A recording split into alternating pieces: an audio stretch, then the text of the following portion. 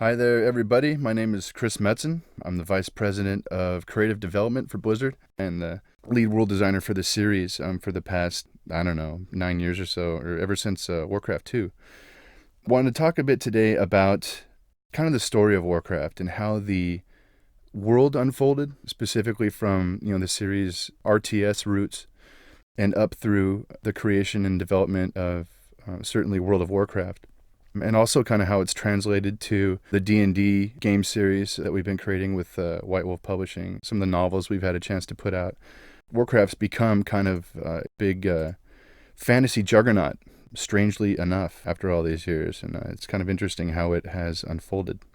Essentially Warcraft is, if you figure that most modern fantasy is kind of based off of, Lord of the Rings or, Tolkien's work, he kind of had amalgamated a lot of fantasy ideas, elves and magic weapons and wizards and huge epic scope histories, weaving together.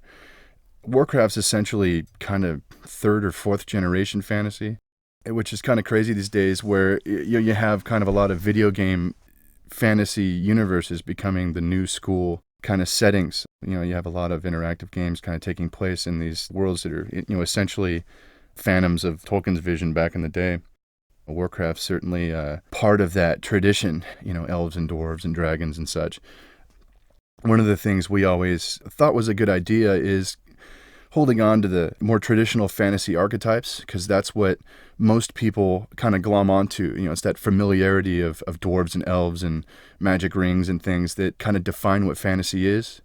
And we found that, people like that. People are really drawn to that.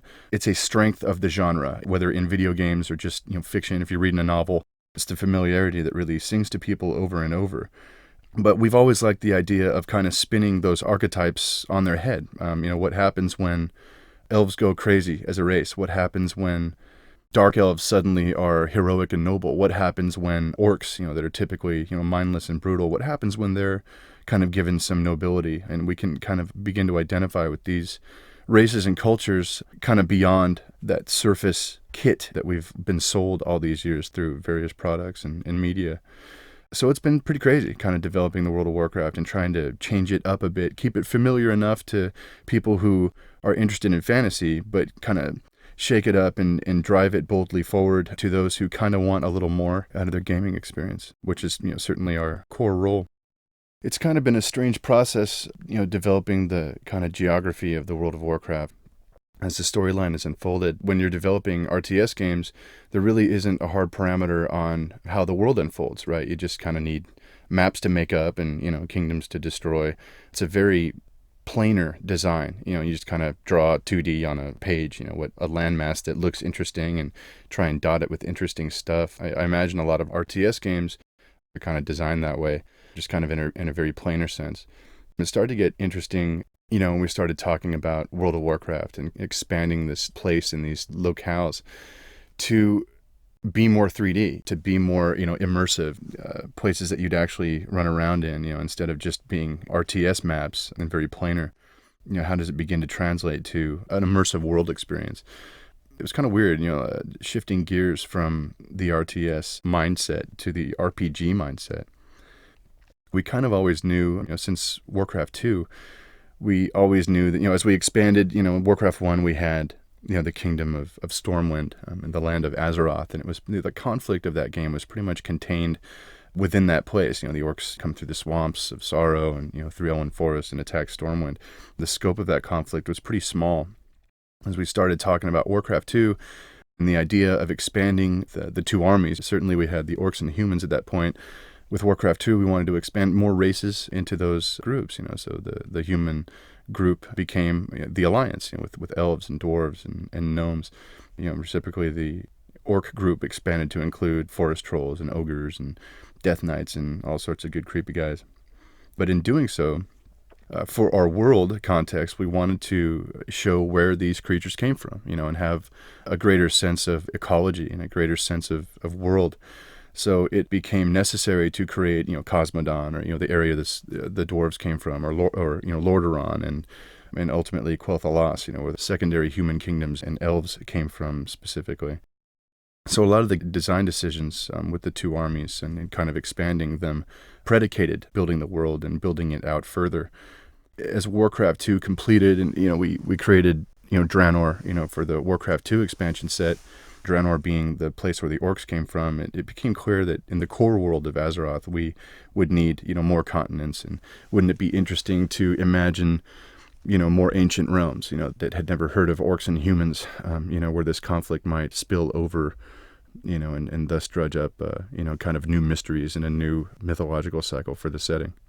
Thus, we had been talking about creating Kalimdor, this ancient land of the Night Elves. We kind of really warmed to the idea quickly of Dark Elves in this context being the good guys and being kind of the eldest race, the keepers of ancient mystery.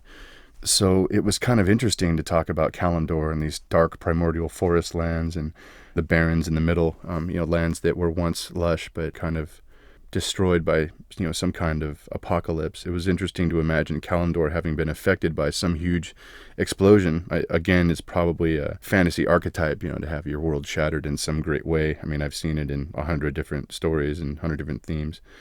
But that got us thinking, game design-wise, we were in more recent years talking about, well, Warcraft 3, let's talk about what that would be. Are we still just talking two armies? Are we talking expanding that in our conversations? Certainly we wound up with the undead and night elves, but at one point we were definitely considering the Burning Legion to be a race. And a lot of our discussions about the Burning Legion stem from, that demons are cool and would have been a neat army set, but kind of from, the story context of the night elves and Kalimdor and their shattered land. And was there more backstory with them and the demons, and was there a greater conflict in the world that kind of predicated the story that we were seeing unfold in the games that we had published up to that point, War 1, War 2, and we definitely wanted War 3 to kind of encompass all these elements, the Night Elves reawakening, visiting Kalimdor.